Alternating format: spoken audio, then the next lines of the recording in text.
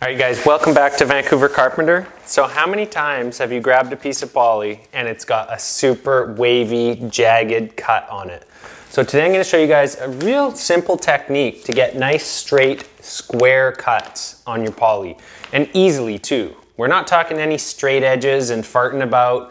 It's pretty quick and simple. It just takes a little bit of getting the hang of it. So when I do this, I usually rely on the corner of a wall. And so it's not really using the corner of a wall to cut it, but just to stabilize it. So I'm right-handed, I'm gonna be cutting it with my right hand, so I'm looking for a corner like this. All right, I got a nice sharp knife here, like so. I think it's sharp actually, maybe not, we'll see. But anyways, the first thing I wanna do is just get a nice square cut on here, so I'm gonna eyeball this with the corner. Now, again, you can actually use the corner of the wall if the walls are all getting painted.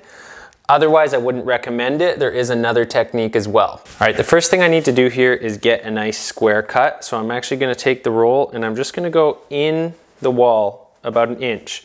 So as I'm looking at this roll, I can see there's maybe about an inch of space from the bottom and the top. Like it's nice and plumb with the wall. So that way we're gonna get a square cut. Now, you don't necessarily have to start at the very top here. You can even start in the roll like this.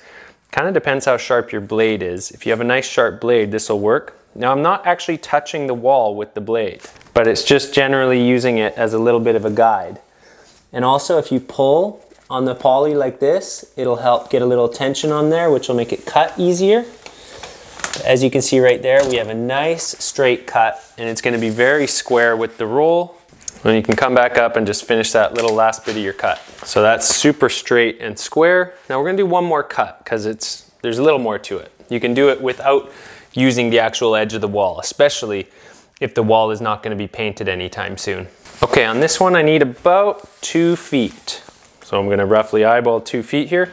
Now one of the things I didn't show is how I'm holding this. So I'm actually about to use my knee, and this is pretty important. I should have shown you guys this first. But I'm holding it at the top with my hand, with my knee, and with my foot.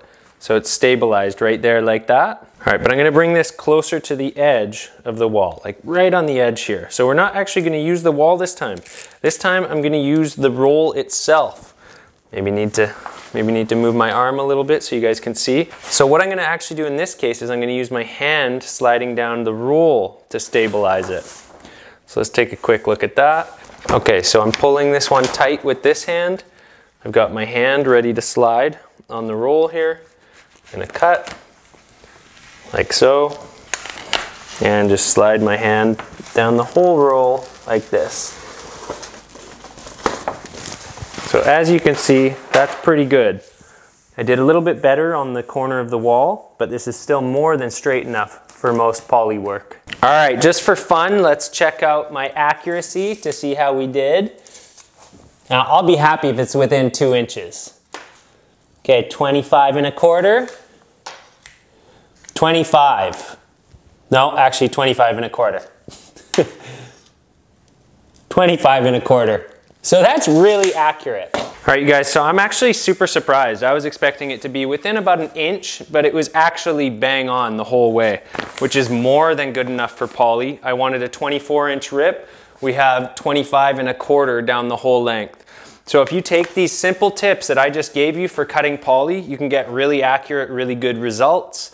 Now it's time for me to turn at least the tutorials off and actually get working on this place, because the more of these I make, the less this place is getting done. Anyways, just want to say a big thanks for watching Vancouver Carpenter.